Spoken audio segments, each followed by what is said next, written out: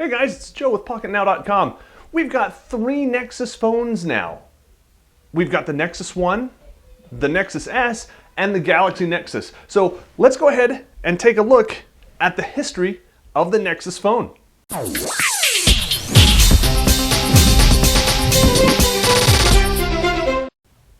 Alright, so what we've got here is the Nexus One.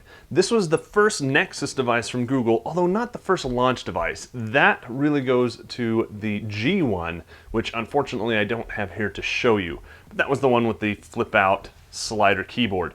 So let's take a look first of all at the Nexus One. It was a keyboardless device. Very slim, very slick, had this really cool whitish roller ball that got gray over time, as you can see here. This also was your notification LED. It would light up and blink and was multicolored, so you could have all kinds of different notifications come through here via apps and custom ROMs. Now, when this came out, it really was introducing the Froyo operating system, which was really only available on the original Droid, if memory serves. This came out after that, and it served to show off everything Google had. And as you can tell, this phone has really been well used. The back panel slides up and off, where you've got your micro SD card and SIM. Plastic with some metallic-like plastic right there. Built by HTC, very well constructed. Microphone at the top, volume rocker over here on the left-hand side with nothing on the right. The power button's at the top along with the microphone or headset jack, really. Camera with flash, speaker, that kind of stuff. Down at the bottom we've got 2 things that I want to show you. First, we've got the micro USB port, and second are the little gold dots. Now, those were used in Google Accessories for charging and pairing and whatnot with the desktop dock and, of course, the car dock. So that is the Nexus One. Next up was, let's go ahead and turn this on so you can see it. It's since been updated to Gingerbread, as you can tell, running some widgets and whatnot.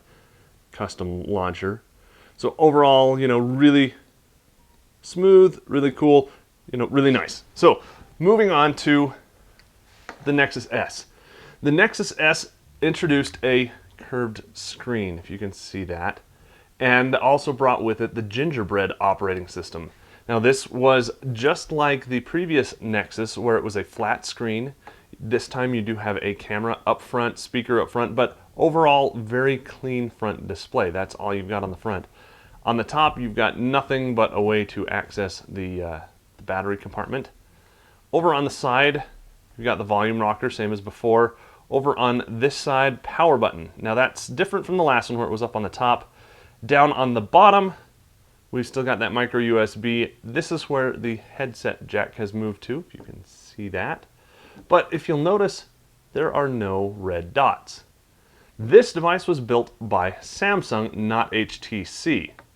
So Google is not just an HTC shop. They work with Motorola, Samsung, and HTC so far. Probably other partners in the future. Looking on the back, we've got another camera with flash. Now this is 5 megapixel. Kind of interesting speaker placement with a little bump on it. And a couple things that I don't particularly like about this. Number one, it's got kind of a cheap plasticky feel, where the last one, even though it was plastic, let me bring that back, even though it was plastic, had kind of a metallic feel to it and was kind of grippy, whereas this one is really, really smooth. Second thing, if you look over here, I've got very easy to access buttons. These are capacitive buttons, not physical buttons, but whenever the screen is on, they're on, so I can use them. Over here on the Nexus S, see if we can get this turned on. The buttons are capacitive as well. There is no notification LED, and unfortunately, your capacitive buttons, which aren't turning on right now for some reason, are turned off unless they're on. So when the screen is on, they're not necessarily on, so you have to kind of remember the order. Was this back, was this menu, was this search, was that home, and know where they were. Not really cool. I didn't like it on the Galaxy S phones, but that's kind of what we were left with. So you can see it's booting up there with the unlocked bootloader. And onto our last device, the latest device. This, of course, is the Galaxy Nexus that we've shown you in the past. Introducing the Ice Cream Sandwich operating system, which is Android 4.0. Looking around, this is also built by Samsung, and it also has that nice curved front to it. See the curve there. Just really subtle, but enough to be there. If I can get it at the right angle. You'll notice we have our 3 dots back again, and that's going to be used on the as yet unseen or unreleased, I don't think anybody's actually got them in hand yet, the accessory docks. There are several accessory docks for this, not just the desktop dock and the car dock. There are various different kinds of desktop docks, and that is to accommodate that MHL port, which is also the micro USB port, so that you can get HDMI video out in a dock, but you cannot do that through your 3 gold dots there. So let's walk around the device. Again, smooth front. In this case, we only have our camera, some other indicators, or sensors rather, and the speaker grill. But down here at the bottom, you can tell we've got a blinking notification LED. Hopefully it'll come back. There we go. Multicolor, so eventually, we'll be able to get customizations of colors in there through apps or custom ROMs. Right now I've seen kind of this bluish, purplish, white, and green as my status LEDs. Up at the top, nothing at all. Over on the left, we have a volume rocker that functions very nicely. And over on the right, we have the power button. On the bottom, we've shown you that headset jack, microphone, and MHL/micro USB port. The back of the phone has a much improved back case. This is textured. It's still plastic, but it's kind of grippy as well. It doesn't feel like cheap plastic anymore, in my opinion.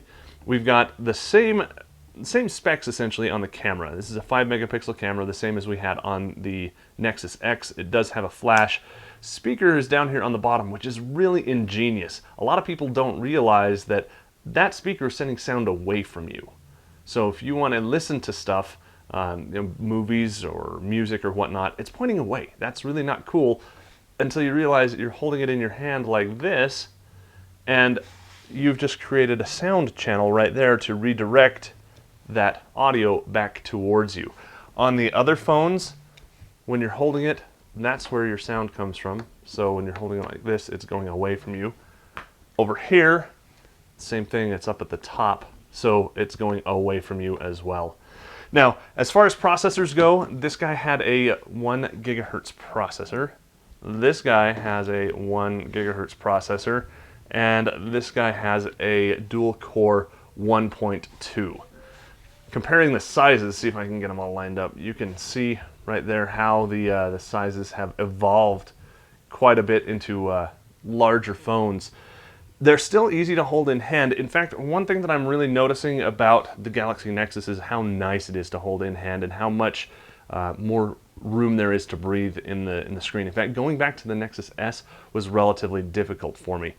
Not all that fun, in my opinion, to go back to the gingerbread interface. Let's look at some dimensions now. Just put these side by side here so you can kind of see them. That kind of also shows you the curved screens. But all slates, all nice, all really kind of cool devices, and all launch devices from Google. So there you have it, the evolution of the Nexus phones. If you want to see more videos like this comparing cool stuff, make sure you subscribe to our video channel if you haven't done so already. Give the video a big thumbs up so you can share it with your friends. And to get more in-depth specifications about each one of the devices, head over to Pocketnow.com, where we'll break those down in a little bit more detail. For Pocketnow.com, showing off phones of the past as well as phones of the present, I'm Joe Levi.